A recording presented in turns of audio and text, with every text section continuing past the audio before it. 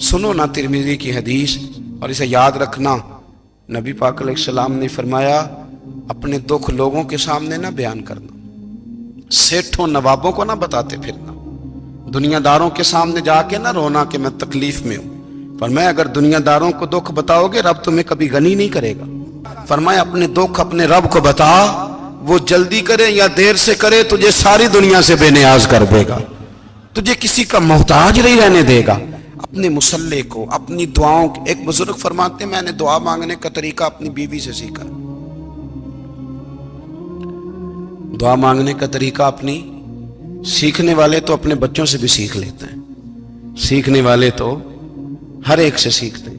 وہ کہتے ہیں میں نے دعا مانگنے کا سلیقہ اپنی بیوی سے سیکھا ہے۔ حضرت وہ کس طرح؟ فرمانے لگے میری بیوی نے نا مجھے کوئی کام بتایا، کچھ پیسوں کی ضرورت کے لیے کہا، تو میں نے اسے کہا کہ بھئی ابھی میرے پاس نہیں ہے، کچھ دنوں میں آتے ہیں تو میں دے دوں گا۔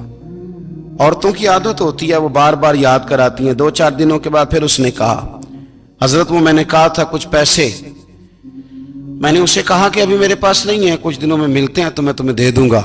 اس نے کچھ دنوں کے بعد پھر کہا حضور وہ میں نے کچھ پیسے کہے تھے۔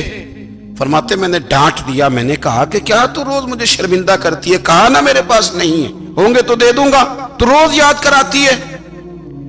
فرماتے ہیں اس نے پہلے تو میری ڈانٹ کو سہا، پھر میرے سخت جملوں نے اس کی آنکھوں میں آنسو پیدا کر دیے، پھر اس نے اپنے آنچل میں اپنے اس دکھ کو سمیٹا، اور پھر اس نے ایک جملہ کہا تو میں رو پڑا، اور مجھے اپنے رب سے مانگنے کا طریقہ آ گیا۔ مجھے کہنے لگی حضرت جی آپ نے ڈانٹ دیا میں نے سہ لیا، پر آپ ہی میرے شوہر ہیں، بتائیں نا آپ سے نہ کہوں تو میں کس سے جا کے کہوں۔ فرماتے ہیں میں رو پڑا، اور میں کھل کے رویا، اور میں تڑپ کے رویا، اور پھر میری سسکیاں بند گئیں۔ تو مجھے کہنے لگی آپ کو کیا ہوا؟ میں نے کہا مجھے بھی دعا مانگنی آ گئی ہے، جب میں اسے کہوں گا نا اللہ تو ہی میرا رب ہے، میں تجھ سے نہ کہوں تو میں کس سے جا کے کہوں، میں کیوں کسی بندے سے سوال کروں، میں کیوں کسی دنیا دار سے کہوں، میں تیرے بندوں کا، نیک بندوں کا وسیلہ لے کے، تیرے محبوب کی غلامی لے کے تیری بارگاہ میں آئیں، تجھ سے نہ مانگوں تو کس سے مانگوں۔ سمجھ آ گئی ہے جب میں اس رنگ میں مانگوں گا تو پھر رب میرے اوپر بڑا ہی فضل فرمائے گا، وہ میرے اوپر بڑی رحمت کرے گا، وہ میرے لیے آسانیاں کرے۔ عزیز دوستو بہلول دانا رحمت اللہ علیہ بیٹھے تھے تو ہارون رشید حج کر کے آ رہا تھا، تو رستے میں حضرت شیخ سے ملاقات ہو گئی، تو السلام علیکم کے بعد کہنے لگا حضور کوئی حکم ہو تو بتائیے گا۔ تو حضرت بہلول دانا فرمانے لگے تیرا رب کون ہے؟ اس نے کہا اللہ۔ تو فرمایا میرا کون ہے؟ کہا اللہ۔ فرمانے لگے تو بڑا ہی بیوقوف ہے، کیا تو یہ سمجھتا ہے کہ رب ہارون رشید کو تو دے گا اور بہلول دانا کو بھول جائے گا؟ تیرا بھی وہی رب ہے، میرا بھی وہی رب ہے، اس نے اگر تجھے دے کے آزمایا ہے تو ہو سکتا ہے مجھے نہ دے کے آزما رہا ہو، جب اس کی حکمت کے تقاضے ہوں گے تو عطا کرے گا اور دے گا، تو جا اپنا کام کر۔ بھائی اپنی روحانی زندگی، اپنی عبادات، اپنے وظائف، اپنے روزمرہ کے معاملات، اپنی دعائیں، اپنا استغفار، دنیا میں اتنا مشکل معاملہ ہے، آخرت میں مجھے بتائیے گا کتنا مشکل معاملہ ہوگا۔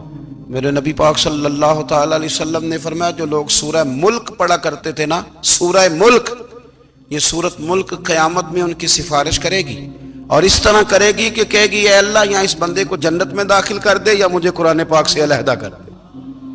تو رب فرمائے گا جا اس کا دامن تھام کے اسے جنت تک پہنچایا۔ آپ بات کو سمجھیں، جب آپ کے تعلقات اپنے معاملات کے ساتھ مضبوط ہوں گے، یہ نبی کریم نے وعدہ کیا ہے کہ تو سورت واقعہ پڑھ تیرے گھر میں فاقہ نہیں آئے گا۔ حضرت عبداللہ ابن مسعود رضی اللہ تعالیٰ عنہ بیمار تھے تو حضرت عثمان غنی رضی اللہ تعالیٰ عنہ تیمارداری کے لیے تشریف لے گئے، اور جا کر کے کہا کہ آپ بڑے بیمار ہیں، آپ کی بیٹیاں زیادہ ہیں، میں چاہتا ہوں کہ خزانے میں سے کچھ مدد کروں۔ تو سیدنا عبداللہ ابن مسعود رضی اللہ تعالیٰ عنہ اٹھ کے بیٹھ گئے اور کہنے لگے امیر المومنین اللہ آپ کو میری طرف سے، میری بیٹیوں کی طرف سے بہتر صلہ دے، میری بیٹیوں کو کسی خزانے کی ضرورت نہیں، میں نے انہیں خزانہ دے دیا ہے۔ کہا جناب آپ نے کون سا خزانہ دیا ہے، میں آپ کے مالی معاملات کو جانتا ہوں۔ تو فرمانے لگی امیر المومنین میرے نبی کریم نے فرمایا ہے جو سورت واقعہ پڑھے اسے کبھی فاقہ نہیں آتا، میں نے بیٹیوں کو یاد کرا دی ہے یہ خزانہ میں نے انہیں دے دیا ہے۔ وہ سارے والدین سنیں جو بیٹیوں کے لیے پریشان رہتے۔ حضرت عبداللہ ابن مسعود نصیحت کر رہے ہیں، فرمانے لگے میں نے سورۃ واقعہ یاد بھی کرا دی ہے، پڑھنے کی عادت بھی ڈال دی ہے۔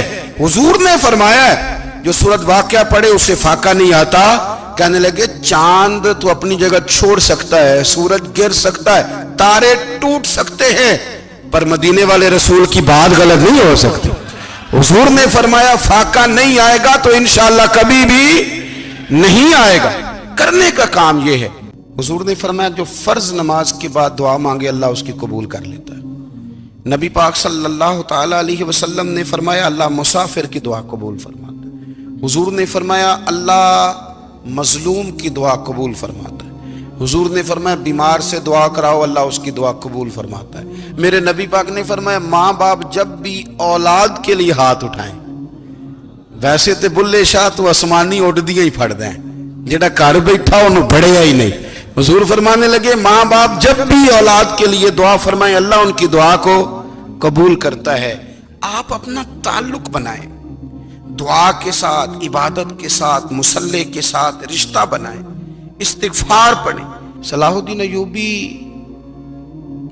صلیبی جنگوں میں تھے، رات کو مسجد اقصی میں نماز پڑھی تو پریشان تھے۔ ایک بزرگ سے ملاقات ہوئی تو وہ کہنے لگے کہ آپ بڑے پریشان ہیں۔ کہنے لگے حضور پریشان اس لیے ہوں کہ پہلے ہی مسلمان کمزور ہے، اب میں نے سنا ہے دشمن کا ایک بحری بیڑا وہ جنگی سامان سے بھرا ہوا آ رہا ہے، تو اب ان کے پاس اور تلواریں اور نیزے آ جائیں گے، مسلمانوں کے پاس پہلے ہی وسائل کی کمی ہے، پریشان ہوں کس طرح کر کے مقابلہ کریں گے۔ یہ بات کہتے ہی صلاح الدین ایوبی نے بزرگوں سے کہا حضور آپ بھی دعا کرنا، دعا کی بڑی طاقت ہے۔ میرے نبی پاک نے فرمایا دعا مومن کا ہتھیار ہے، دعا مومن کا